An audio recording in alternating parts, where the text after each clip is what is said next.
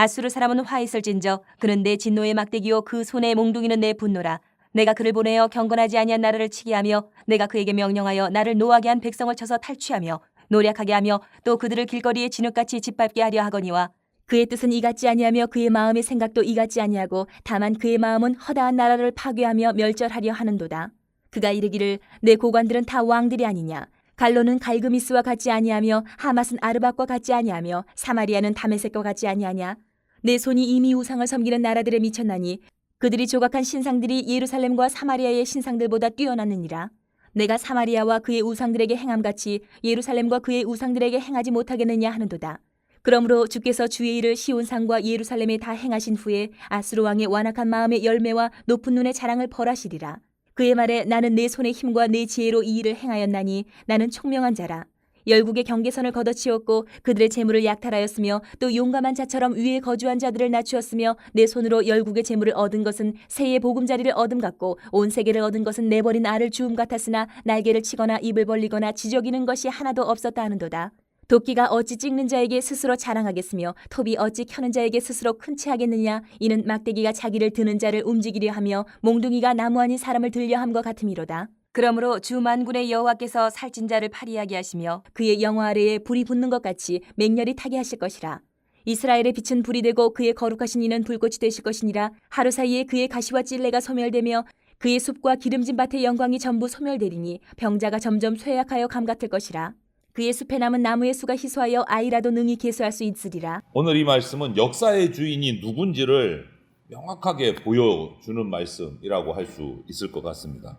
당시 이 아수르, 세계 역사에는 아시리아 제국 이렇게 표현되는 아수르는 진짜 주변의 여러 나라들을 다 정복하고 그들에게서 정말 엄청난 재물들을 빼앗고 탈취한 강대국이었습니다. 사람들의 눈에 아수르 왕은 정말 역사의 중심처럼 보였을 거예요. 아수르에게 잘 보여야 살아남는다. 아수르 왕에게. 그런데 오늘 5절을 보면 하나님께서 아수르를 어떻게 표현하시냐면 내 진노의 막대기다 라고 표현하십니다. 아수르가 역사의 주인이 아니고 하나님의 손에 들린 도구다 라는 표현이에요. 하나님 손에 들린 도구다. 하나님께서는 패역한 이스라엘과 유다를 징계하시기 위해서 아수르를 도구로 사용하셨다라는 거예요. 그런데 아수르는 자신이 하나님의 도구라는 사실을 잊어버리고 모든 일을 내 힘으로 행했다, 내 지혜로 이루었다 이렇게 하고 있는 모습이다라고 얘기하시는 거예요. 그래서 오늘 하나님의 손에 붙들린 도구는 어떠해야 하는가를 우리가 한번 살피면서 은혜를 나누어 보려고 합니다. 먼저 첫 번째는 하나님은 역사의 참된 주관자이십니다. 5절 6절에서 말씀하세요. 아수르 사람은 화 있을진저 그는 내 진노의 막대기요 내 손의 몽둥이는 내 분노라. 내가 그를 보내어 경건하지 아니한 나라를 치게 하며 이렇게 돼 있어요. 요 구절에서 제일 우리가 눈여겨봐야 할 중요한 말씀은 내가 그를 보내어. 내가 그를 보내어. 아수르는 자신이 판단해서 전쟁을 일으켜서 북이스라엘도 점령하고 남유다도 넘본다고 이렇게 얘기를 하지만 사실은 그 배후에는 하나님이 그들의 역사를 다스리고 계셨다라는 말이에요. 내가 그를 보내요. 하나님이 보내신 거예요. 아수르가 강한 것이 아니라 하나님이 아수르를 잠시 도구로 사용하셨기 때문에 강한 것처럼 보였다라는 거예요. 아수르 군대가 역사를 결정한 것이 아니고 하나님이 아수르를 통해서 하나님 당신의 뜻을 이루고 계신 거다. 이 사실을 그대로 끌고 와서 우리 삶에 적용해 봐도 돼요. 국가의 어떤 권력, 경제, 직장에서 어떤 형편, 아니면 우리 몸의 질병, 이런 것들이 우리 인생을 결정하는 주인처럼 보이지만 성경은 그 어떤 힘도 하나님의 통치를 벗어날 수는 없다라고 얘기합니다. 질병이며 경제 문제며 어떤 국가의 권력 문제, 이 모든 것 다 역사의 주관자이신 하나님이 사용하시는 도구일 뿐이다라는 거예요. 우리 가정, 우리 직장, 건강, 미래 전부 다 하나님 손 안에 있다. 눈앞에 당장 상황이 어둡다고 하나님이 일하지 않는다라고 말할 수 없는 거예요. 하나님 안 계신 거 아니야? 이럴 수 없다라는 거예요. 우리가 이해하지 못하는 순간에도 하나님은 섭리하고 계십니다. 일하고 계십니다. 우리가 이해하지 못할 뿐이지. 아수르처럼 내가 다 한 거야 라고 착각하는 것처럼. 그러므로 믿음은 모든 상황을 다 이해하는 게 아닙니다. 성도가 모든 상황을 다 이해할 수 없습니다. 하지만 모든 상황 위에서 섭리하고 계시는 하나님을 믿는 것이 진짜 믿음이에요.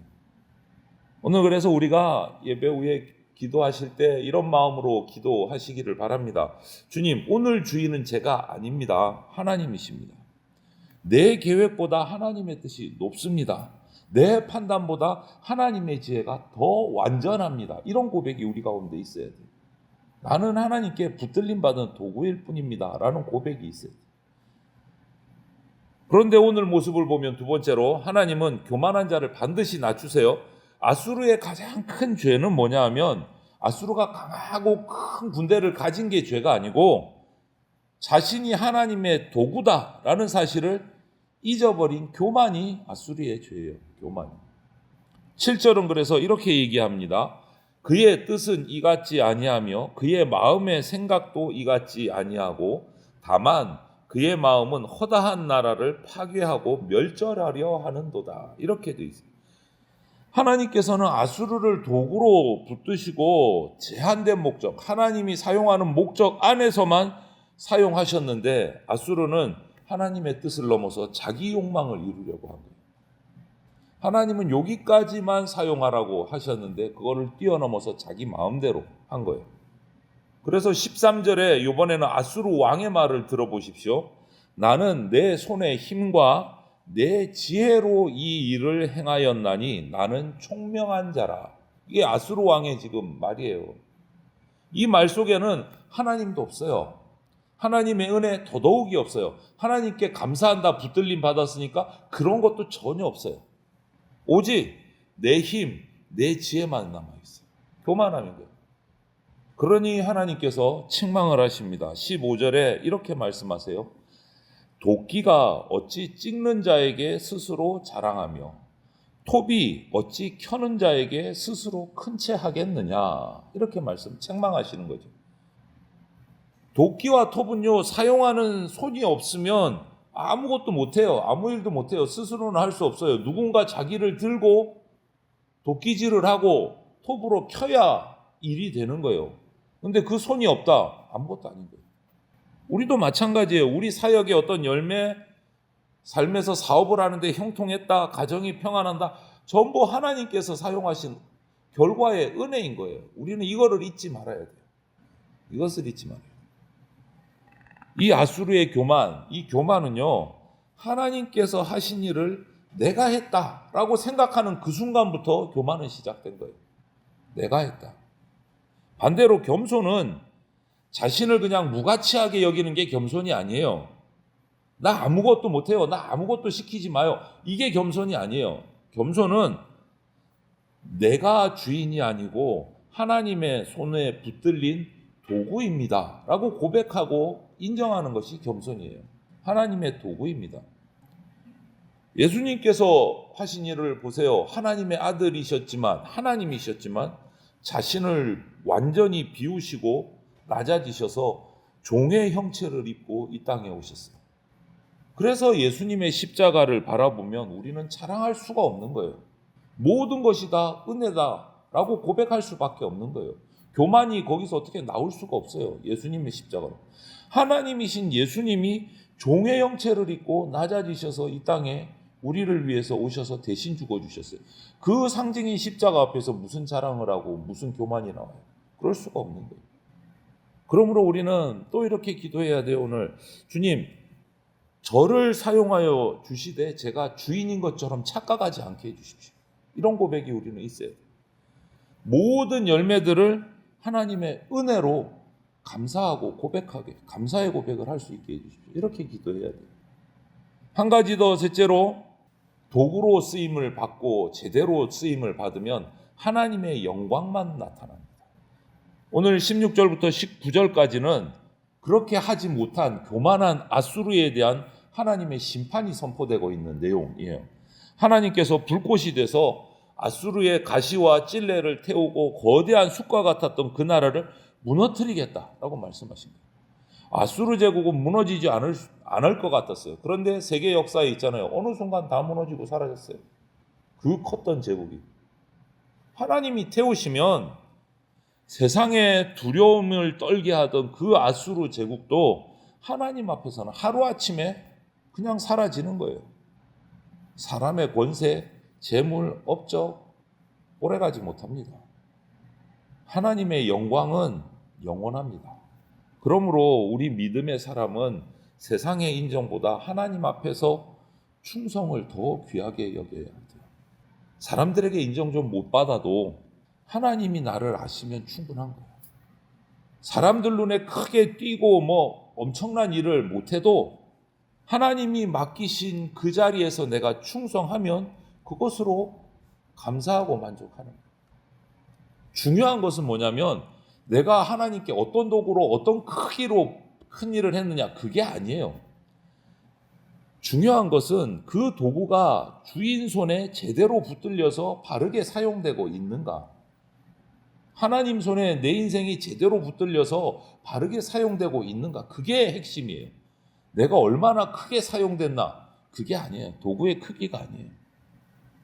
하나님께 제대로 붙들려 있는가가 문제지. 그래서 우리가 구해야 할 것은 하나님 나를 좀 크게 해주십시오. 이게 아니라 내 인생을 주님 뜻에 맞게 사용해 주십시오. 이게 우리 도구 기도가 되어야 돼요. 주님 뜻대로 사용해 주십시오. 하나님이 사랑하시는 성도 여러분, 오늘 이 말씀 아수르의 이 하나님께 붙들림 받은 도구의 모습을 보면서 우리는 한번 스스로를 살펴봐야 돼요. 나는 하나님 손에 붙들려서 도구로 사용되고 있는가? 그렇게 살아가고 있는가? 아니면 내 인생은 내 것이다. 내가 주인이다. 라고 생각하면서 살아가고 있는가? 한번 우리가 기도하면서 묵상해 봐야 돼요. 아수르가 실패하고 멸망한 것은요, 그들의 능력이 부족해서가 아니에요. 자기가 하나님께 붙들림 받은 도구라는 것을 잊고 내 힘, 내 지혜를 자랑하면서 하나님께로 돌려야 될 영광을 자기 것으로 가로챘기 때문에 아수르는 실패한 거예요. 하나님께 돌려야 할 영광을 가로챘기 때문에 실패한 거예요. 하나님께서는 지금도 우리 사람을 통해서 역사하세요. 지금도 사람을 사용하십니다. 도구로 사용하세요. 그런데 하나님께 귀하게 쓰임받은 사람은요, 자신을 높이지 않습니다. 하나님을 높여요. 하나님께 제대로 붙들림 받은 도구는. 아까 성경 말씀을 기억하십시오. 도끼가 톱이 스스로 일할 수 없습니다. 자기를 잡은 손보다 자기가 더 커지려고 하면 이게 교만인 거예요. 그 말씀을 기억하십시오. 오늘 하루를 시작하면서 이 말씀 속에서 우리가 하나님 손에 내가 붙들려서 이 하루도 귀하게 쓰임받는 저와 여러분들이 다 되시기를 주님의 이름으로 축원을 드립니다. 아멘.